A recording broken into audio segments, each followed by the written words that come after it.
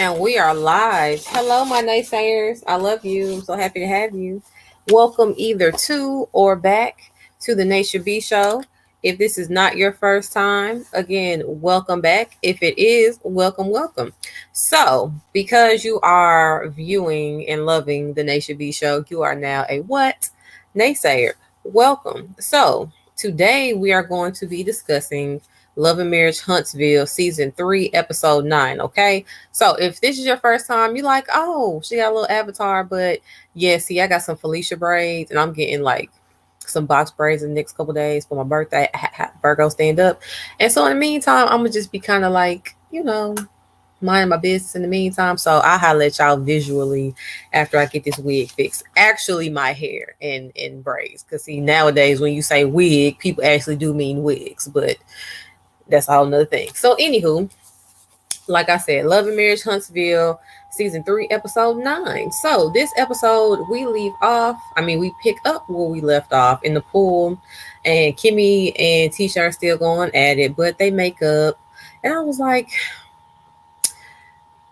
my heart felt a little warm, but then my head felt a little conflicted because I'm like, I'm all about reconciliation and getting to the bottom of things and forgiveness and getting over, but only if the changed behavior is accompanied with it.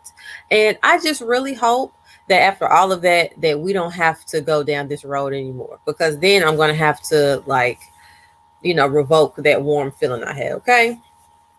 So then the next morning, the crew was having breakfast, and Tiffany is being messy as usual. And she insinuates, she insinuates, she directly said that Melody was Martell's baby mama. And even though I don't fuck with Martell, I do appreciate him putting some respect on Melody's name, because, when she said baby mama, I talk to her every day. And so she's like, oh. But I already knew when Tiffany messy ass said baby mama that she wasn't talking about the baby mama. Now maybe she was, and I'm wrong, but I just don't think that she was.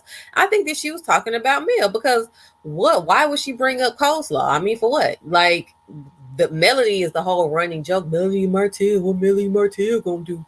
That's the whole jokey joke. So I mean, why would she be bringing up coleslaw? I'm just saying. So anywho, and I also watched some other YouTubers, and they were like, some were, in agreement with me, like, she's the ex-wife, don't call her baby mama. But then some people feel like, well, she is a baby mama because she's no longer a wife and she does have his children. On top of the fact, Tiffany clarified that she was referring to Melody, because she's like, she has what, 1, 2, 3, 4 kids. So yeah, that's exactly who she was talking about. And I just feel like I hope Melody takes heed to that, because you be so ready to go to bed and use that same bet to be over Destiny's head anytime she has a disagreement with Tiffany, which I would have disagreements with Tiffany if she was coming at me like that. But okay. So I hope that you took a note of that and see how much of a joke Tiffany actually takes you. But we ain't gonna go there.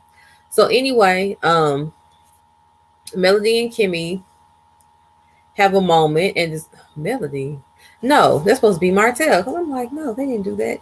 Okay, see, Melody and Martell just one person in my mind. So Martell and Kimmy have a moment, and they discuss divorce and blah blah blah. And I'm like, can y'all just give the fuck up? Like, they're divorced now. Fuck, like, they're divorced. Who cares? Shit. Anyway, then we have Lewis and Tiffany, and Tiffany's basically being a brat because, and I feel like they were honestly just trying to fish for a storyline, because I think they're probably just a normal couple, and there's nothing wrong with it. That's great. And I also think they're kind of in the newlywed phase. So unless you're pretty tumultuous and toxic, you at this time you're probably not going to have a lot of issues, which is fine. Like, so I think if that's what their truth is and that's what their storyline is, just show them being happy. All right, that's okay. We like to see black love. We don't have to pretend like Tiffany is really mad, which she may really be because she's a Scorpio, but whatever. We don't have to pretend like Tiffany just gave that many fucks about the fact that uh Lewis took her son to get the big chop. Now, I don't know if he went from like dreads to chop or braids or just, I don't know what the transition was. But what I do know is, if I remember correctly, that nigga like 15, 16. Tiffany, get the fuck over that shit. That boy in there grown. He ain't 5 or 6. the hell? This ain't his first haircut, goddamn child. So anyway, yeah, like I said, I feel like they just grasping their straws, trying to give them some edge, some drama, because we all know they're boring as fuck. Moving on. So then Melody shows up in her pink and green kimono, and I was like, ski wee. And Martell was looking like, yeah, I want to hit that. And I was like, yeah, you probably do. Sucks for you. And I just really love how nice, nasty Melody is with Martell, because she definitely, it's like she has the perfect mix of it. Like she'll start on some like genuine nice stuff, but then eventually it's gonna be like nice nasty stuff. And it's like, even though Martell is a grade A asshole, Melody is not far behind him because just like he's an ass and he antagonizes her, she does the same thing with him, and we'll get to that later. So anyway, the let me see. Okay, so then the crew, they poke fun at Melody, saying that she has to room with Martell, and she's like, no, and I'm like, hell no. And so then the couples, they split up. So the men are in one party bus, and the ladies are, or a sprint or whatever, are in another. And the men discuss again marriage and they bullshit. And I'm just like, man, men are so uninterested sometimes. Like, why every time we get a scene with just the men, it's always about the women and divorces and this and that and this and that. Like, I'd rather listen to them fools talk about the football game. Like, is that all that you have to, like, what? So then we go over to the lady bus, and Melody is informing the ladies about her recent video shoot and, just the new things she's trying to do. And she tells them that she's not interested in being buddy buddy with Martell at this time, because she takes friendship seriously. And I was here for that. I definitely take friendship seriously myself, and everyone cannot be my friend, especially not a nigga that cheated on me our whole marriage and got a bitch pregnant and humiliates me all the time. He's definitely not my friend. But anyway, so then Marceau says he and Tisha have decided to stay married for the kids because they've had plenty of divorceable moments. But you know what I'm saying? We gonna stay together for the kids. Cause I got some great advice from my auntie on my wedding day. And she said, stay together for the kids. And I'm like, all righty then, Jethro, you stay together for them kids with your country eyes. Cause that's really how it sounded to me when he said that shit. Like, okay. On one end, I understand where he's coming from, because I feel like sometimes people do get divorced when they could have stayed married. You know, but then again, and then the kids, because the kids are there and they just committed to staying married for the children, they withstand whatever it was that could have torn them apart, and then they move on. So again, I do understand that sometimes people be ready to throw the towel in, and the children is the only thing that saves them. But then on the other hand, I feel like it's 2021. And I'm not saying that certain old school traditions have died, because I'm an old school girl myself. Like many morals and values and thoughts and whatever ways I conduct myself, all of that is derived from old school values. So by no means am I saying that, mindsets and ideals of the past aren't relevant today. But what I am saying is, as far as that is concerned, a lot of the reason why people stay together for the kids is because they couldn't afford to live on their own. Just being honest. Like, just being honest. And it may have, a big part of it may have been, oh, I don't want, the children to be products of divorce. But like I said, a lot of the reason why people stay together for the kids, because like y'all heard them say since the beginning of time, it's cheaper to keep it, and that's her and them kids.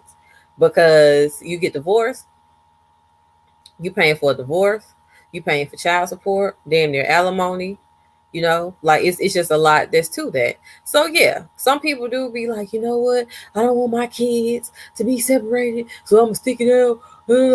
But it's like, I feel like once you peel back a couple layers, is it really all about the kid, or is it that you just don't want to be a single parent?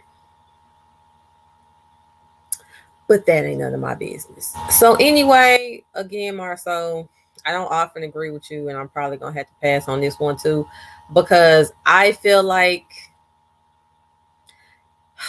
and this is not a bashing session. This is, no judgment, none of that. But I'm just keeping funky with y'all, because I'm saying, y'all my peoples. I just kind of feel like that's just an excuse, and that's just what y'all consensus within the marriage is, and what you guys use to stay together in spite of your bullshit. Because I'm not saying Tisha's a perfect person, but I can guarantee you, y'all divorceable moments was 9 times out of 10 because of your motherfucking ex. And you done just put in your head from your auntie and blah blah blah whatever that you're not gonna divorce Tisha because of the children. And like I said, part of that may be true, but I think that you're also well aware that Tisha does have potential in many ways, and that if she does break free from your controlling ass, and y'all do end up getting divorced, and she get with a man and let her do and be her, you gonna be real upset about that. Them still gonna be your kids, but you're gonna have to watch the woman that you once had hidden in the shoe, who was so fucking confused she ain't know what to do. Now she out here thriving with another nigga and your children. And I don't think your male ego could stand that, to be honest. But again, I could be wrong, and that's none of my business. But I just don't think that his whole, and it's like Marcel, he has a way of saying things. It's like I feel like he mastered the art of sounding profound and sounding like what he says is law. Like, is it just me? Like he's just one of them people. Like it's some people, like everything they say, it's just like they say it in a way that it's hard for you to contradict it or to question it, but something ain't right about it, but it's like they say it so confidently and just so, because it's like the way he be saying things, and no matter who he talking to, he talking to the guys, he talking to Tisha, he talking to Jalen, he talking to children, he talking to Wanda. I don't give a fuck who Marcel was talking to, unless he's in a jokey joke mood, because we've seen him jokey joke, but when he's like serious and he's saying what he's saying, he says it in such a way to where it's like you're kind of scared to rebut him because it's like you feel like he gonna pull out like a handbook that actually has, or like a law book, or a encyclopedia. Like, I don't know, like he gonna pull out some book that's really important, and he's gonna show you in words and phrases and language that this is law. I know y'all peeped that. So with that being said, it's like I just feel like because he says things how he says them, as ass backwards as it may be, I feel like he just says them to people, and he's surrounded by people that just take it. And just no matter how they feel, like even with the whole Jalen thing, you the man, like when he was sitting there, he had to meet with Jalen, and you gonna own a certain percentage of the company, and you and with great this and responsibility, and and you really just speaking life into this young nigga, like he really finna come up in black, and you running him cat ass raggedy while you on vacay. Then you get back on your motherfucking pedestal when he telling you, bro, I need help. Well, I mean, you're getting invaluable experience and when your wife, and common sense should have, but your wife told you before y'all even hired Jalen that was not a good idea, and that you need to have somebody with experience running your restaurant as new restaurant owners, period. But because you're Marceau and you had made up in your mind what it was going to be, that's what it was going to be, and it doesn't matter. So I really hope that Black continues to thrive, because if it don't, I think we all gonna collectively be like, shit, we told you so. But anyway, so then back to the trip. They are going on go-karts through Las Vegas, and Destiny finally shows up, and I'm like, those little things are cute. I kind of want to ride in one. I don't know if I want to drive yet. I think I'm gonna have to ride in one first and then see. Because see, I don't know, I don't really like driving fast paced places where I don't know where I'm going, and I feel like they were just kind of free ride, and I think that's cool, but I need to know like the climate of the streets in the area before I just let loose in some type of Transformers car around Las Vegas. So yeah, anywho, then Martell and his muscles are mad because not only is he alone in his little Transformer vehicle, but him and his muscles and his baby gap outfit can barely fit into that motherfucker, and he want to be the hater he is. Hey Lewis, how you get in there? Now, fair question. I may have asked as well. Like, damn, you big as hell. How you? But at the same time, Martell, fuck you. So anyway, then they're like somewhere, maybe in the mountains or somewhere. I don't know. But Melly and Martell, they end up getting into it because they have Melody pulls Martell to the side and she's like, where are the kids? And he's like, oh, they're with my mom. And she's like, oh, okay, cool. She ain't had to work. He's like, nah, she took off. Okay, cool. So then she tells him that she apologized to, I think her name was Brittany, the lady we met in last episode that she had the little outside sit down with when she was shooting her video. The lady that keeps the kids for her sometimes. And so she informed Martell that she apologized on their behalf. And I don't know where the fuck she thought that was going to go because, I mean, first of all, she could barely even get it out because he antagonizing her the whole time, calling her Beyonce and calling her song bullshit. But I mean, again, what the fuck you think he gonna say? It's about him. That's why he went on this smear campaign of you because he's like, oh man, she already done put me out on the show, and now she got albums and she doing interviews. So that's why he took his tight shirt wearing ass on the Steve Harvey show and Heavenly and anybody else who will listen because he's trying to go toe to toe with you because both of y'all toxic as hell. And I'm gonna tell you why both of y'all toxic, Melody, because the fact that you even pulled him to the side and felt like you needed to inform this crazy motherfucker of anything that's already been done and something we all know he's not gonna give a fuck about nor like or approve of. I'm just trying to figure out where you was going with that. To me, that was you making a reality show moment. You being an ex-wife, this is your ex-husband, y'all on a trip, and you feel like fucking with him right now. That's just what it was for me. Like I ain't accusing nobody or nothing, but to me, it seemed like that was just like he be antagonizing you, you be antagonizing him. It's just y'all two different people, but at the same time, you be messy just like him. And so then Mel, she ends up driving off in her little Transformers car, and that's where we ended. So it was a pretty decent episode. I'll definitely be tuning in next week, and I hope that you guys like the video, love the video. You know what I'm saying? Share me because you love me and I love you. And I thank you for listening. And we will be in touch very soon. It's been real. Toodles.